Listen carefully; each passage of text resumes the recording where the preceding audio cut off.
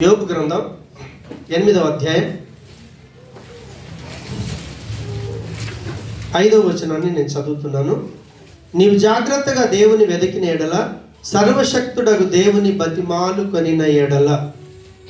ప్రేమగల మా తండ్రి, మీకు వందనాలు చెల్లిస్తున్నాం. నువ్వు నమ్మదగిన దేవుడు స్వామి. యోబు గ్రంథం 8వ అధ్యాయం 5వ వచనాన్ని మేము ధ్యానిస్తున్నాం. ఒకవేళ మేము ఆ రీతిగా జీవిస్తే, ప్రభా మా యందు నువ్వు శ్రద్ధ నిలిపి మా నీతికి తగినట్టుగా మమ్మల్ని ఆశీర్వదిస్తానని, మమ్మల్ని అయా మహా అభివృద్ధిలోకి తీసుకుని వెళ్తానని నువ్వు సెలవిచ్చినటువంటి ఆ మాట, ఆ వాగ్దానం మా అందరి జీవితాల్లో నీరు కట్టి ఫలింప చేయమని యేసు నామమున ప్రార్థిస్తున్నాము తండ్రి. ఆమేన్. హల్లెలూయా. మనం జనవరి 1వ తారీఖున ఎంతమంది వచ్చారు న్యూ ఇయర్ ప్రేయర్కి? కొత్త సంవత్సరం రోజు అదే సబ్జెక్టు కంటిన్యూ చేస్తున్నాను. మనందరికీ 2025 సంవత్సరం ఎలాగో జరిగిపోయింది. కనీసం నూతన సంవత్సరంలో ఎన్నో ఆశలతో ఆ సంవత్సరంలో అడుగు పెడతాం. అందుకే 31st నైట్ అంతా కూడా ఎక్కడో బయట ఎంజాయ్ చేయకుండా దేవుని సముఖంలో గడిపాం. ఎందుకంటే నేను అడుగుపెట్టే ఈ నూతన సంవత్సరం కనీసం ఈ సంవత్సరమైనా నేను దీవించబడాలి, నేను ఆశీర్వదించబడాలి, నేను అభివృద్ధి చెందాలి అనే ఆశతో క్రొత్త సంవత్సరంలో అడుగు పెట్టాం. ఆశ తీరాలి అంటే మనం చేయాల్సిన మొట్టమొదటి పని ఏంటంటే, ఆ రోజు మనం ధ్యానించాం. మొదటి పాయింట్ ఏం ధ్యానించాం చెప్తారా? నీవు జాగ్రత్తగా దేవుణ్ణి వెదకిన ఎడల. దేవునికి స్తోత్రం. అంటే జాగ్రత్త అనే మాట ఎప్పుడు వాడతామంటే పడిపోయే అవకాశం ఉన్నప్పుడు. హల్లెలూయా. మీరు దుబాయ్ వచ్చారు కదా, మిమ్మల్ని కన్న తల్లిదండ్రులు లేకపోతే మీ క్షేమం కొలే వాళ్ళు మీకేం ఫస్ట్ మాట ఏం చెప్తారంటే, దుబాయ్ వెళ్తున్నావు కదా జాగ్రత్త. అంతెందుకు, పిల్లలు ఇంట్లోంచి స్కూల్ వెళ్తుంటే కూడా జాగ్రత్త అని చెప్తాం. ఇక్కడైనా సరే బయటికి వెళ్తున్నామా మనకు జాగ్రత్త అవసరం. ఎందుకో తెలుసా? ఏ విషయంలోనైనా ఎక్కడైనా పడిపోవచ్చు. మీరు దేవుడితో అనుబంధం కలిగి ఉన్నారు. ఈరోజు సండే దేవుని సముఖానికి వచ్చారు. సండే మేము దేవుని సన్నిధిలో ఉన్నామని ఆనందంతో గడిపి జస్ట్ ఇంకొక 2 గంటలు, ఇంకొక గంటలో మనం దీని నుంచి బయటకు వచ్చేస్తాం. బయటికి వెళ్ళి మళ్ళీ ఇక్కడ అడుగు పెట్టాలంటే వారం రోజులు కావాలి. అవునా కదా? ఈ వారం రోజులు మనలో కనుక జాగ్రత్త లేకపోతే 100% మనం పడిపోతాం. దేవుడు నీ పట్ల శ్రద్ధ వహించాలి అంటే నీ దేవుడు ఏమై ఉన్నాడో దాన్ని గ్రహింపు కలిగి నువ్వు ఎలా ఉండాలో తెలుసా? పవిత్రంగా ఉండాలి. దేవునికి స్తోత్రం. నీ దేవుడు పరిశుద్ధుడు. ఆయన నీలో అపవిత్రత అనేది ఉండకూడదు. కాబట్టి ప్రసంగి 3:4 కూడా ధ్యానించాం. షూలమ్మతి వెతికింది. ఎలా వెతికింది? ఆమె రాత్రి చీకట్లో పడుకొని వెతికిందట, దొరకలా. అక్కడి నుంచి పట్టణంకి వచ్చారు, అక్కడి నుంచి సంత మీదకి వెళ్ళింది, అక్కడి నుంచి రాజమార్గంలోకి వెళ్ళింది, అక్కడి నుంచి పట్టణాన్ని కాపాడే కావలి వాళ్ళ దగ్గరికి. అవన్నీ దాటితేనే అప్పుడు తన ప్రియుడైన వరుణ్ణి, ప్రియుణ్ణి, ప్రభువును ఆమె కనుక్కోగలిగింది. ఆ రీతిగా మనలో పాపం ఉండకూడదు. దేవునికి స్తోత్రం. సోమరితనం ఉండకూడదు. మనం ఎప్పుడైతే సోమరిగా ఉంటామో దేవుణ్ణి పోగొట్టుకుంటాం. వెండి బంగారాల కంటే విలువైనటువంటి వాడు మనకు ప్రాణాత్మ శరీరం ఇచ్చిన దేవుడు. మనుషులందరికీ దేవుడు ఒక్కడే. ఆ ఒక్కడైన దేవుడు విలువైనటువంటి వాడు. ఆయన్ని పోగొట్టుకుంటే సమస్తం పోగొట్టుకుంటాం. ఆయన కలిగి ఉంటే సమస్తాన్ని కలిగి ఉంటాం. కాబట్టి మన జీవితంలో పాపం ఉండొద్దు, సోమరితనం ఉండొద్దు. దేవునికి స్తోత్రం. స్వార్థం ఉండొద్దు. పట్టణంకు పల్లెటూరుకు తేడా ఏంటో మనం చూసాం. పల్లెటూరులో నిన్ను పట్టించుకునే వాళ్ళు ఉంటారు. మీ వీధులకు కొత్తోడ తీడేవాడు వచ్చాడని అడుగుతారు. మీరు సపోజ్ ప్రొద్దుట లేవకుండా కొంచెం ఆలస్యం చేసి డోర్ పెంచేయలేదనుకోండి, పక్కన వచ్చి డోర్ కొడతారు. మీరు సిటీలో ఉండండి, 2 రోజులు కాదు, 3 రోజులు కాదు, వారం రోజులు నేను వచ్చి పలకరించేవాడు ఉండడు. పల్లెటూళ్ళలో, పట్టణాల్లో స్వార్థం ఉంటుంది, పల్లెటూళ్ళలో ప్రేమ ఉంటుంది. మనం స్వార్థం కలిగి ఉండకూడదు, అహం కలిగి ఉండకూడదు. మన దేవుడు అహంకారి కనుక అయితే ఆయన పరలోకాన్ని విడిచిపెట్టుకొని పనికి మళ్ళీ మన కొరకు వచ్చేవాడు కాదు. ఈరోజు రక్షించబడే వాళ్ళం కాదు, ఈరోజు దేవుని పిల్లలుగా జీవించే వాళ్ళం కాదు. కాబట్టి మనలో గర్వాన్ని విడిచిపెట్టుకున్నారు, అహాన్ని విడిచిపెట్టుకున్నారు. సంతలు చూడండి, ఎప్పుడైనా మోసం, అబద్ధం. దేవుని పిల్లలుగా దయచేసి మీరు ఎవరిని మోసం చేయొద్దు. మీరు మోసం చేస్తున్నారా, మిమ్మల్ని మీరే మోసం చేసుకుంటున్నారని అర్థం. మీలో అబద్ధం ఉందనుకోండి, కదిలితే కొంతమంది ఏ మాట మాట్లాడినా 90% అబద్ధాలు ఉంటాయి. పైగా క్రైస్తవుని నేను చెప్పుకుంటాను, దేవుని బిడ్డనని చెప్పుకుంటాం, ఏదో ఆత్మ అభిషేకం ఉన్నట్టు ఫీల్ అవుతూ ఉంటాం. కానీ నిన్ను భ్రమపరిచే ఆత్మ నిన్ను మోసం చేస్తుంది. సత్యానికి జనకుడు ప్రభు, దేవుడు సత్యవంతుడు. అబద్ధానికి జనకుడు సాతానుడు. అబద్ధానికి జనకుడు సాతానుడు, మోసం చేసేవాడు సాతానుడు. దేవుని పిల్లలుగా మనం ఎవరిని మోసం చేయకూడదు. ఎప్పుడైతే వీటన్నిటిని విడిచిపెట్టి మనం పవిత్రంగా ఉంటామో, సంఘము సహవాసాన్ని కలిగి ఉంటామో, ప్రార్థన జీవితాన్ని కలిగి ఉంటామో, దేవుడిచ్చిన జీవ మాటల్ని మనం చదువుతూ ఉంటామో, అప్పుడు దేవుడు ఏం చేస్తాడంటే నీ యందు శ్రద్ధ నిలిపి నిన్ను ఖచ్చితంగా ఆశీర్వదిస్తాడు, అభివృద్ధి చెందిస్తాడు. సెకండ్ పాయింట్ ఏంటో తెలుసా? సర్వశక్తుడకు దేవుని బ్రతిమాలు కొనిన ఎడల. హల్లెలూయా. సరే, ఏ విషయంలో బ్రతిమాలుకునాలి? ఆయన ఎందుకు సర్వశక్తుడు అని మనం చూస్తే ఆదికాండం 17వ అధ్యాయం 1వ వచనంలో మన పితరులు ఉన్నారే, ఇక్కడ మనం అందరం ఉన్నాం కదా, మీరు నా వైపు చూడాలి. సైమన్, మీ తాత పేరేంటి? చూసావా? చూడలే. వాళ్ళ తాత పేరు చూడలే. ఇక్కడ ఉన్న మనందరికీ మనం కొంత జనరేషన్ మట్టుకు జ్ఞాపకం ఉంచుకుంటాం. మా డాడీ తెలుసు నాకు, మా డాడీ వాళ్ళ డాడీ తెలియదు. నేను చిన్నగా ఉన్నప్పుడు తాతయ్య అంటే అన్నామేమో, చూసామేమో, జ్ఞాపకం లేదు. అలా ఇక్కడున్న మనందరి రిలేషన్ ఇట్లా వెనక్కి వెళ్ళిపోతే మనందరి తాత ఎవరో తెలుసా? అబ్రహాం. ఆ తాతలలో ఒక తాత పేరు అబ్రహాం. అంటే మన పితరులకు దేవుడు ప్రత్యక్షమైనప్పుడట ఆయన సర్వశక్తివంతుడనే పేరుతోని ఆయన కనపరుచుకున్నాడు. దేవునికి స్తోత్రం. సర్వశక్తిమంతుడనే పేరుతోని దేవుడు తనను తన బిడ్డలకు కనపరుచుకున్నాడు. అంటే చిన్నపిల్లలు చూడండి, వాళ్ళ తల్లిదండ్రుల దగ్గర సామర్థ్యం లేకున్నా, మా డాడీ ఇలాంటోడు, మా డాడీ నాకు సైకిల్ తీసుకొస్తాడు, మా డాడీ నాకు చైన్ తీసుకొస్తాడు, మన దగ్గర డబ్బులు ఉన్నాయా లేవో వాళ్ళకి అనవసరం. వినొచ్చిందా? కానీ వాళ్ళ ఎక్స్పెక్టేషన్ చూడండి, మీ మీద ఉన్నటువంటి నమ్మకం చూడండి. మనం అలాంటి సామర్థ్యం అవుతున్నామో లేమో మనకు తెలియదు. కొంతమందికి సామర్థ్యం ఉండొచ్చు, కొంతమందికి లేకపోవచ్చు. కానీ మనందరికీ, ప్రపంచంలో ఉన్నటువంటి మానవులందరికీ ప్రాణమును, ఆత్మను, శరీరాన్ని ఇచ్చిన దేవుడు ఉన్నాడే, ఆయన ఏమంటామంటే సృష్టికర్త. దేవునికి స్తోత్రం. సృష్టికర్త అయిన దేవుడు తన పిల్లలకు ఎలా ప్రత్యక్షపరుచుకున్నాడంటే సర్వశక్తిమంతుడని పేరుతోని ఆయన ప్రత్యక్షపరుచుకున్నాడట. దేవునికి స్తోత్రం. మనం సర్వశక్తిమంతుడని హీబ్రూ పదానికి ఎల్షద్దాయ్ అనే పేరు. దేవునికి స్తోత్రం. ఆదికాండంలో 6 సార్లు ఎల్షద్దాయ్ అనే పదం వాడబడింది. అదే యోబు గ్రంథానికి వస్తే 31 సార్లు ఎల్షద్దాయ్ అనే మాట వాడారు.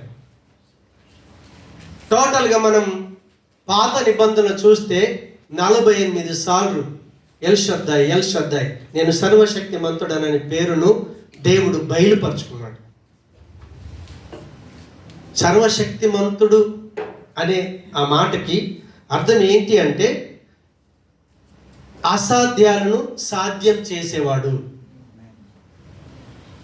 ఇది అసాధ్యమే మనకి, కానీ దేవునికి సాధ్యమే. దేవునికి స్తోత్రం. హల్లెలూయా. చాలా మంది 31st అయిన తర్వాత 1వ తారీఖు నాడు ఎంతమంది వాగ్దానాలు తీసుకున్నారు?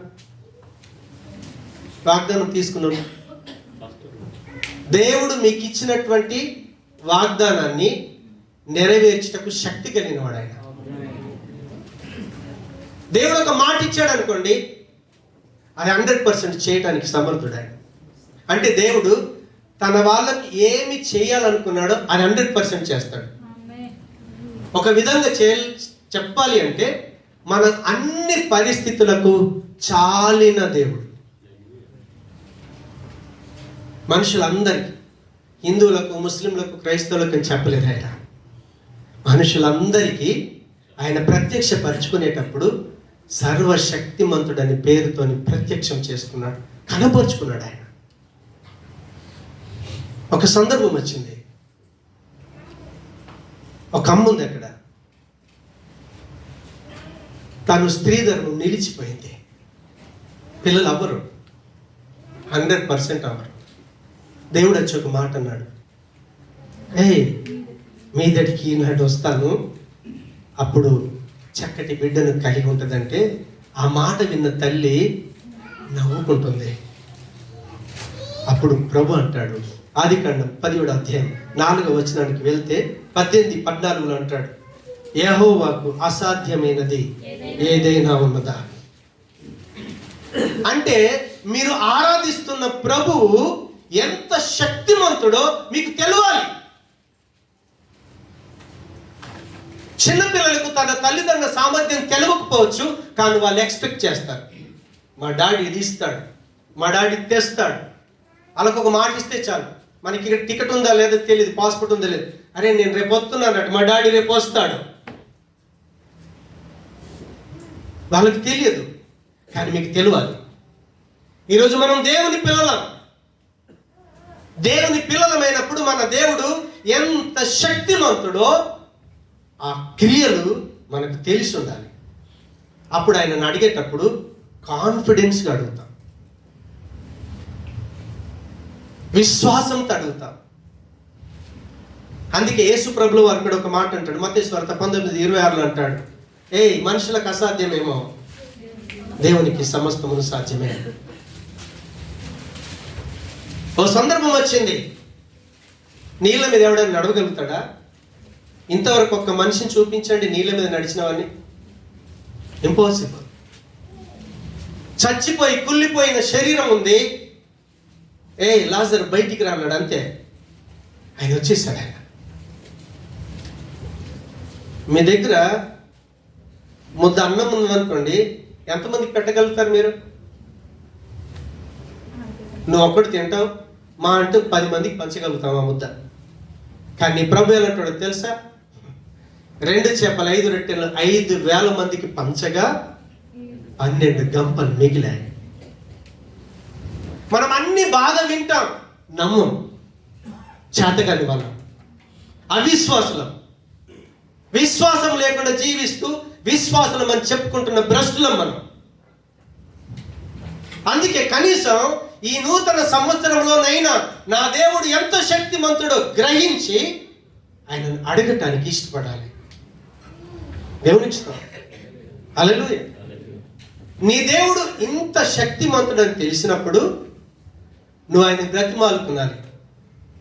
ఏ విషయాలు బ్రతిమాలుకున్నాలో ఒక 3 విషయాలు చూద్దాం. దేవునికి స్తోత్రం. ఆయన అంత గొప్ప దేవుడు కదా, చచ్చినోడు లేపుతాడు, లేని దాన్ని ఉన్నట్టుగా చేస్తాడు, ఉన్నదాన్ని లేనట్టుగా చేస్తాడు. ఏదైనా చేయుటకు సమర్థత కలిగినటువంటి దేవుని దగ్గరికి వెళ్ళి మనం ఏమని బ్రతిమాలుకునాలి అంటే, మొదటి దిన వృత్తాంతములు 16వ అధ్యాయం 36వ వచనం ఒకసారి చూద్దాం. 16:36.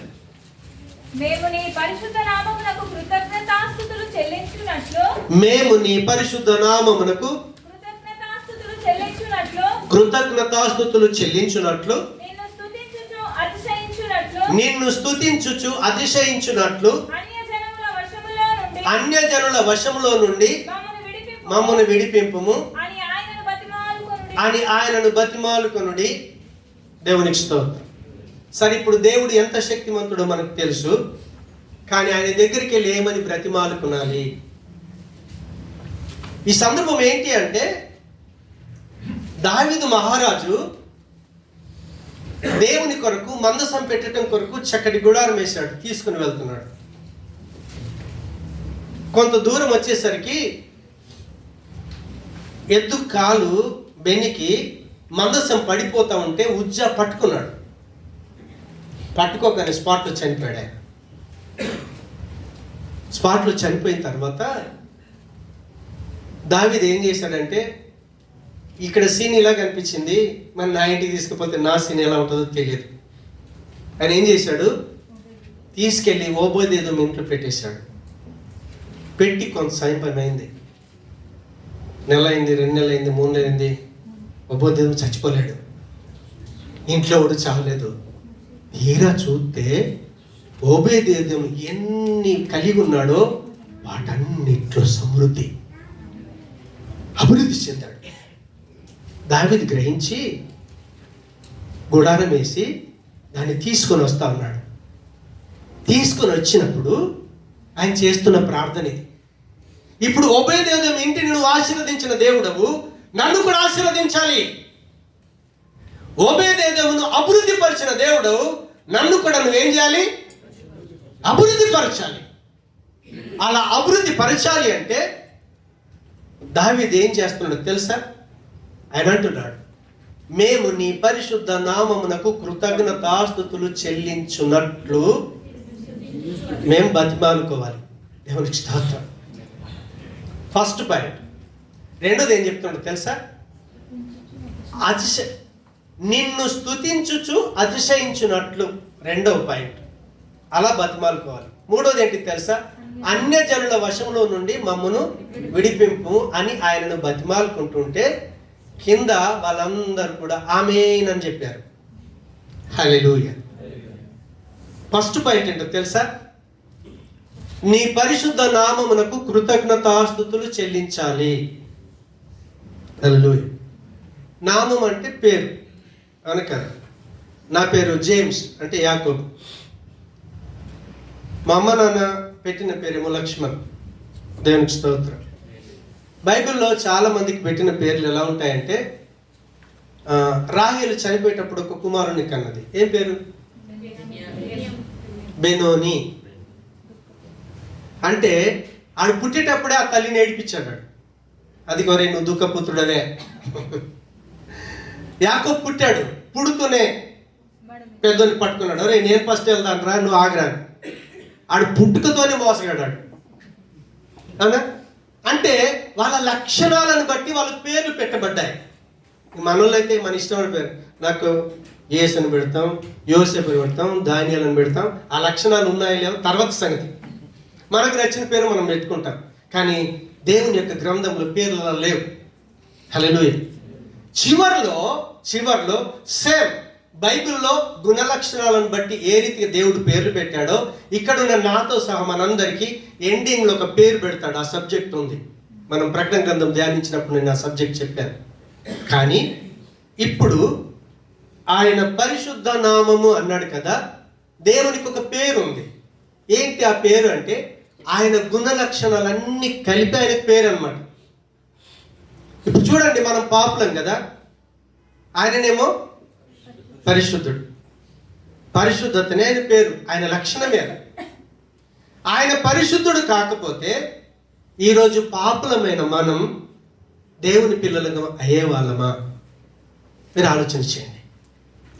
నీ కొరకు పరలోకాన్ని విడిచిపెట్టుకుని వచ్చినటువంటి ప్రభుల వారు ఒకవేళ నీతిమంతుడు కాకపోతే, న్యాయవంతుడు కాకపోతే, మంచోడు కనుక కాకపోతే, పవిత్రుడే కనుక కాకపోతే, ఈరోజు పరిశుద్ధుడైన, నీతిమంతుడైన, మంచివాడైన, న్యాయవంతుడైన దేవునికి పిల్లలుగా జీవించే భాగ్యం దొరికేదా ఎప్పుడైనా?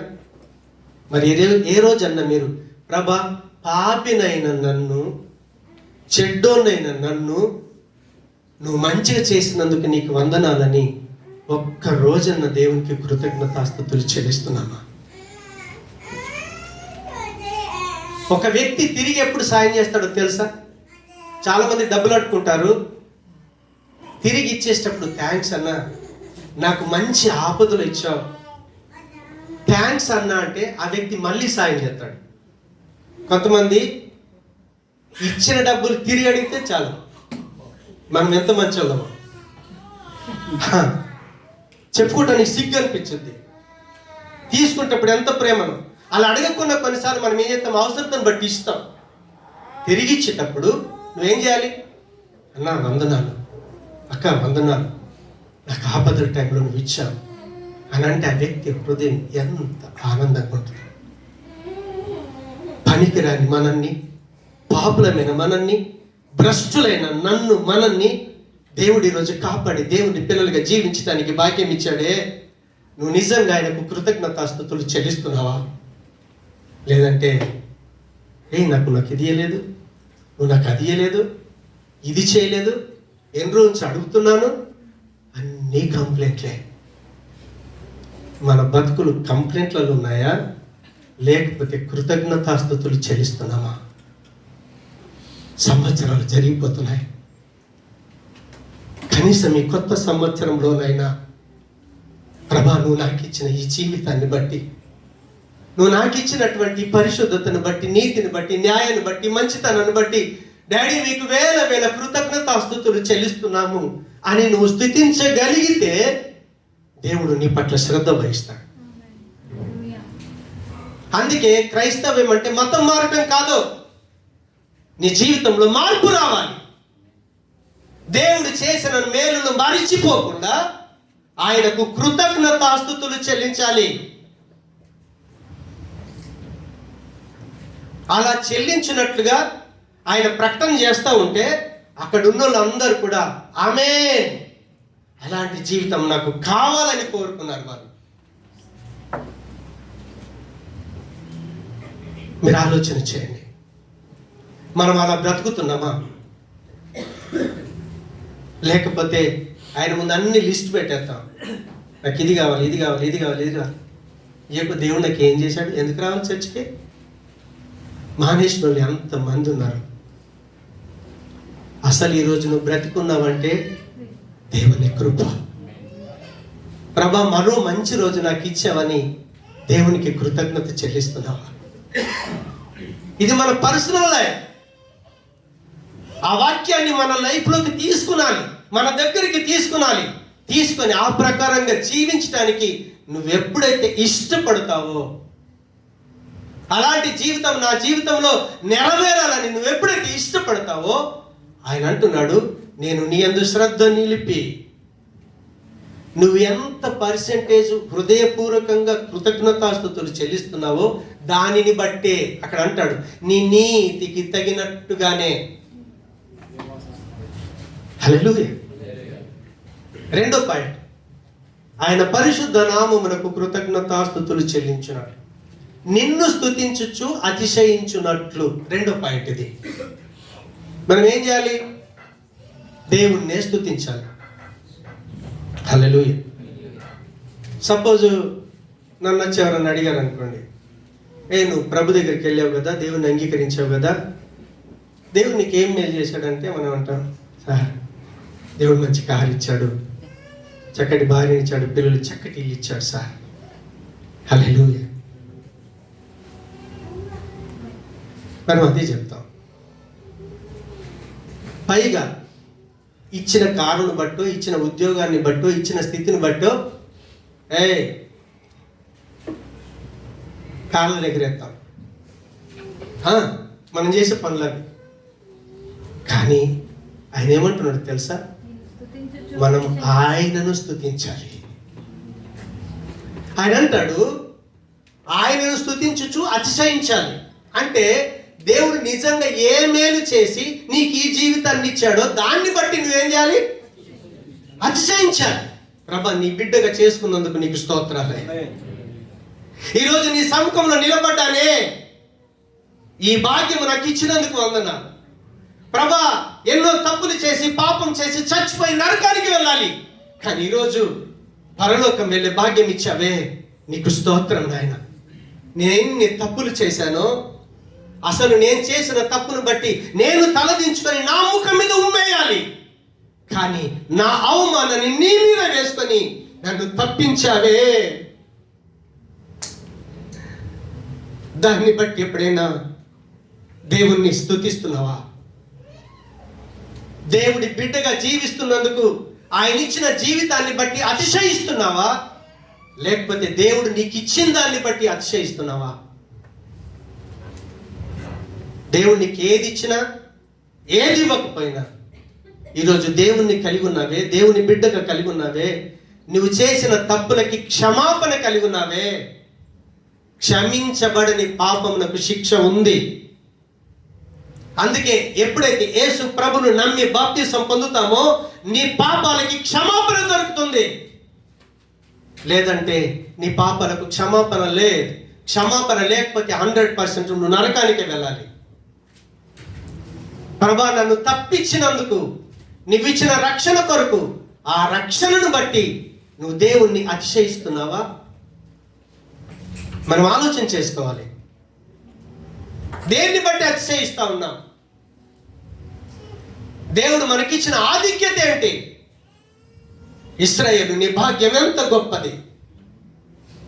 ఈరోజు రోగాలు వచ్చి తినటానికి ఆకలి చావులు చస్తా ఉన్నారు. సరిపడా డబ్బు లేక చచ్చిపోతున్నారు.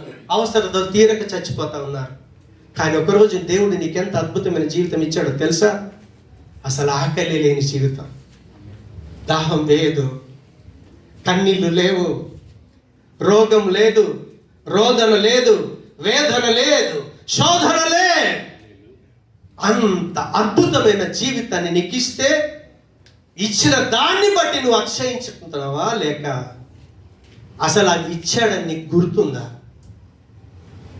మనం మర్చిపోతాం. అందుకే దావీదు జ్ఞాపకం చేస్తున్నాడు, ఒరే ఓబేదెదోమును ఆశీర్వదించిన దేవుడు నిన్ను, నన్ను, మనందరిని ఆశీర్వదించాలంటే మనం చేయాల్సిన మొట్టమొదటి పని ఏంటో తెలుసా? ఆయన పరిశుద్ధ నామానికి కృతజ్ఞతాస్తుతులు చెల్లించాలి. ఆయన మనకిచ్చిన స్థితిని బట్టి అతిశయించాలి.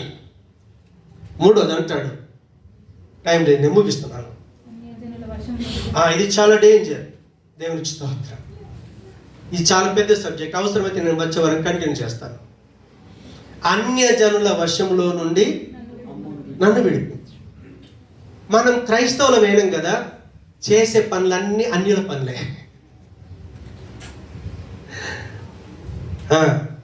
చేసే పనులన్నీ, పెళ్లి చేసామనుకోండి, మనం అన్యులుగా ఉన్నప్పుడు, నేను పెళ్లి చేసుకున్నప్పుడు, ఫస్ట్ పెళ్ళి అయినప్పుడు నాకు దేవుడు తెలియదు, ఓకేనా? వాళ్ళ ఆచార ప్రకారం అన్నీ చేసుకుంటూ వచ్చారు. ఇప్పుడు ప్రభులోకి వచ్చాను, ప్రభులో పెళ్లి చేసుకుంటున్నాను అనుకో, ఏం స్నానం అంటారు? అదే మంగళ స్నానం. మంగళ స్నానం. క్రైస్తవులు సిగ్గుచేటు, వాళ్ళు వచ్చి కూర్చోబెట్టి, మళ్ళీ పైగా విచిత్రం ఏంటంటే ఆ పసుపు, నేను మన పెళ్ళికి వెళ్ళినప్పుడు చూశాను అనమాట, అంతకుముందు నేను చూడలేదు. అందరికి పసుపు వస్త్రాలు తీసుకొచ్చుకున్నారు.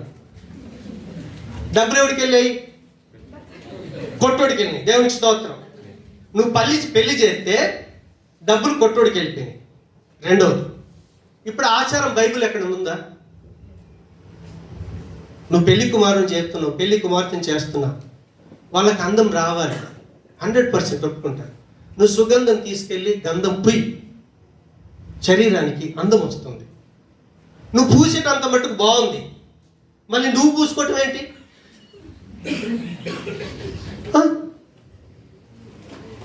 ఇప్పుడు నిజంగా ఆ అబ్బాయికి అందం రావాలి. వాస్తవంగా నువ్వు వెళ్ళి ఏం చేయాలి తెలుసా? గంధం పూసి, ప్రభా ఇది బాహ్య సౌందర్యం, కానీ నీ కుమారుడిలో అంతరంగ సౌందర్యం రావాలి. దేవుడు ఇష్టపడే సౌందర్యం ఎక్కడుంటుంది? బయటికి కనిపిస్తుందా? నల్లగా తెల్లగా ఉందా? లేదే. నువ్వు అక్కడికి వెళ్ళి ప్రేర్ చేయి. నువ్వు వరుడుగా రాబోతున్నావే, నిన్ను ఇష్టపడే మంచి గుణ లక్షణాలు ఈ బిడ్డకి కావాలి. పెళ్లి చేసుకోపోతున్నాడు అమ్మాయిని. అమ్మాయి ఎవరు కాదు, తన సొంత ఎముకని. ఈ బిడ్డకు జ్ఞానం రావాలి, ఆ బిడ్డను ప్రేమించే మనసు కావాలి, ఆ బిడ్డను జీవితాంతం మేలుకునే మనసు కావాలి. ఇలాంటి మంచి గుణ లక్షణాలు, అలాంటి అందం కావాలని దేవుడు కోరుకుంటే వీళ్ళు పసుపులు వేసుకుని వాక్యం చెప్పన్నారు.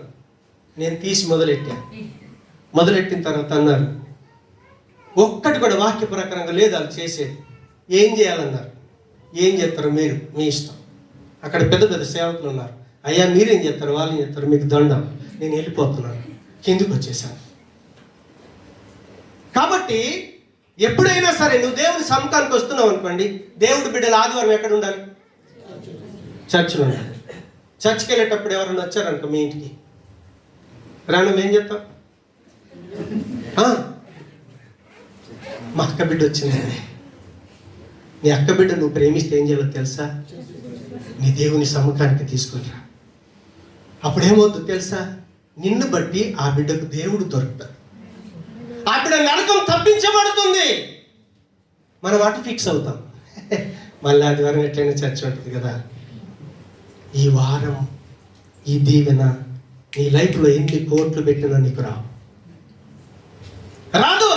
ఈ బ్లెస్సింగ్ నీకు రాదు. ఇంకా అప్పుడు నువ్వేం చేస్తావు తెలుసా? నువ్వు నిజంగా దేవుని బిడ్డవైతే ఎవడొచ్చినా ఇంటికి వచ్చినా సరే పడిపోతే చర్చిలో పడిపోవాలి. చచ్చిపోయినా సరే అక్కడ